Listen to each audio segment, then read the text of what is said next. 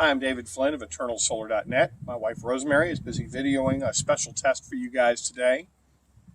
We've mounted a pair of 175 watt Renogy flexible panels on the nose of our camper. It runs into a 30 amp MPPT controller behind me inside our push-through. We've chosen this particular day, the 28th of November. It's about 5 minutes of 2 o'clock. The sun is very low at this time of year, and it's very difficult to collect solar energy. So we thought we'd go ahead and try a pair of nose-mounted panels to see if we could collect more sun than we can with a roof system. Now let me tell you what my expected result from this was. We have 4 times the panels on the roof that we have on the front of the camper.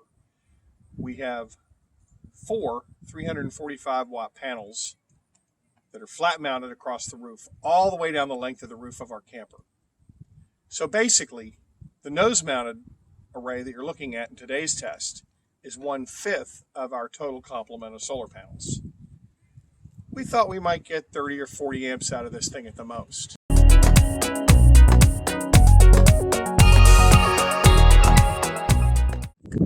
We get 5 Battle-Born batteries because we believe they're best of breed.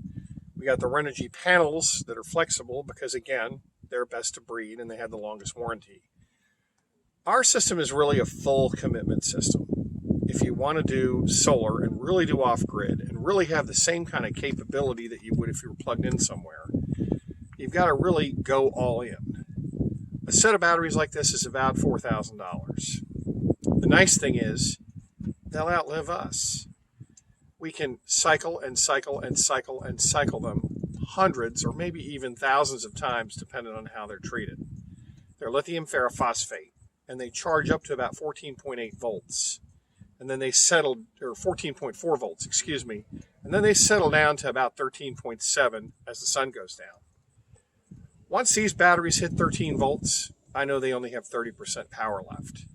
Once they hit 12 volts, I know I only have 5% power left. So this is a higher voltage system than a flooded lead acid cell, which we used to use in these kind of camper setups. The nice thing about our total system is that it's basically the same as having a generator, only this works 24 hours a day. It has 2 30 amp switches before and after the controller, and in the upper right-hand corner here, left-hand corner here, we have a Bluetooth transmitter. The nice thing about the Bluetooth transmitter is it transmits to my phone and gives me a continuous status on what's happening with the whole system. I can have as many Bluetooth controllers in here as I want, so we can put a whole separate array in for the rear, and it'll have a separate Bluetooth signature that I can look at. All right, now the 13.5 is the voltage of the array at the moment. And here's the important thing to understand about lithium batteries. In the nose of the camper, I have 5 Battle-Born batteries. They are 12 volt, 100 amp types. We'll put the batteries inside these black battery carrier cases because we go out in the winter and we'd like to have a little more capability to go down to lower temperatures and still use our batteries. Because if you look over to the right, you'll see our inverter. The inverter is a 3,000 watt pure sine, and it runs about 36 watts 24 hours a day. So it always helps keep this cabinet a little bit warmer. And because we do some cold weather camping, we use that to our advantage. All these controllers have heat sinks on the back that expel heat once the batteries are fully charged.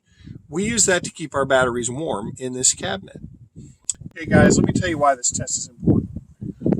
We're only 3 weeks until the shortest day of the year. The sun is no higher in the sky than this. That's as high as it's going to get today. It's just after 2 o'clock.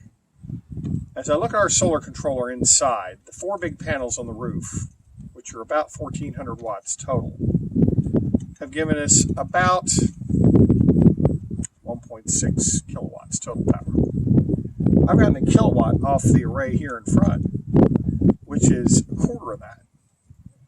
So the important thing to learn from this test is the nose-mounted panels are fantastic when the sun is low.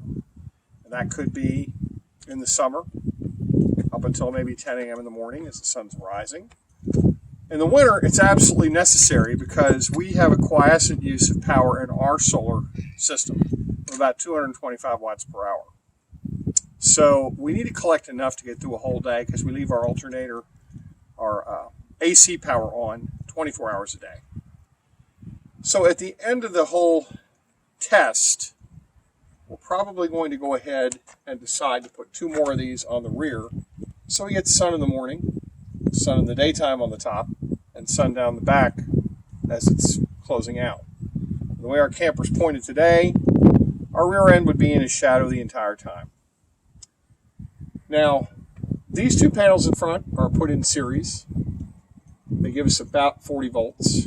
I'm getting about 10 amps from them right now. In the morning, I was getting about 15 amps from them. And that's at about 13 volts, which was charging up our battery, which was very, very low. Our inside array, which is an MPPT controller, is the big system that we've always been using. And it works great when the sun is high, but when the sun is low like this nose-mounted set is fantastic. The result of this test is as follows. 20% of our solar array is on the nose. 80% is on top. Yet in this low winter sun, we've gotten probably 1/3 of our total energy just from these 2 panels on the nose. So if you're going to do any winter camping or you want sun early in the morning or late at night, slanted panels are a must. David and Rosemary, thanking you for watching from eternalsolar.net, where there's sun, there's fun.